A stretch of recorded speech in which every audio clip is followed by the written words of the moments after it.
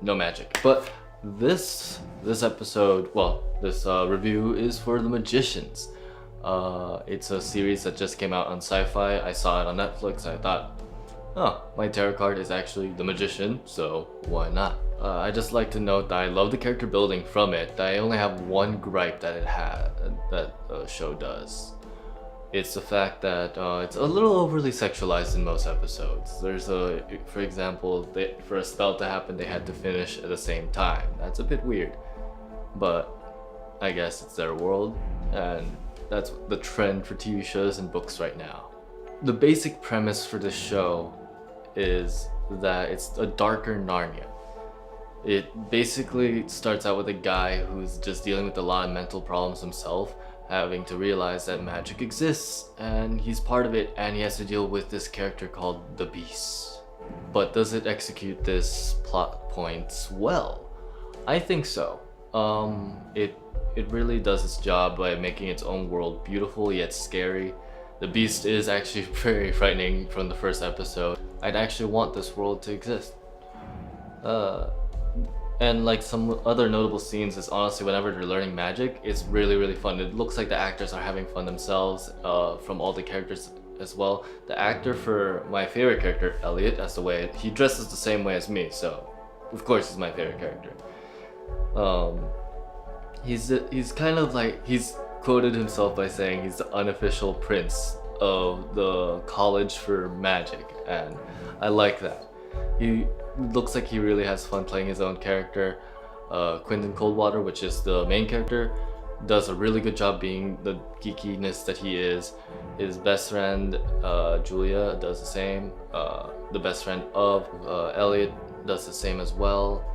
They all are really solid actors. Even Penny. Penny is actually one of my favorite characters because everyone has just a bunch of drama, but this guy is just having to deal with everyone else's drama because he's just dragged into it.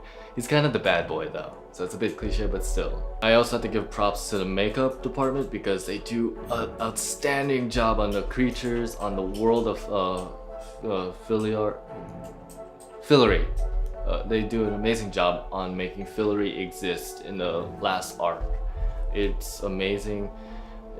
You would think it's mostly CGI, but actually the actors themselves have said that they feel like they're in this world while they're acting, so they go to these actual places to film these things, which is amazing. The transitions between the magic world to the normal world is also really good. It shows like a bland darkness on the normal world, meanwhile the magic world is all colorful, vibrant, and it's beautiful.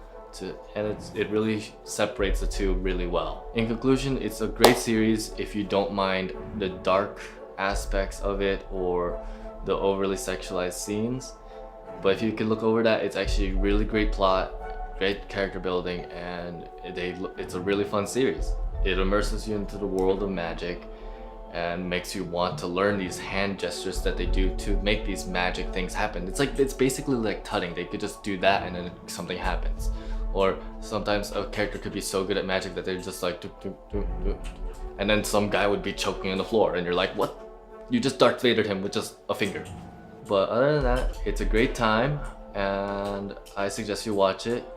And I'm not actually gonna give any more ratings because I don't believe shows or movies should actually have ratings. Everyone has their own personal view on these things, and you have to pay respects on how much they do for these series. So I suggest you watch it if you have the same mindset as me, basically, and you just love magic and theatrics and a guy who dresses like this.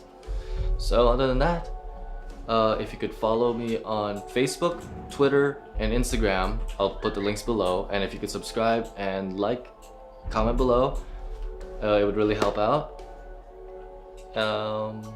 Yeah, and dream big.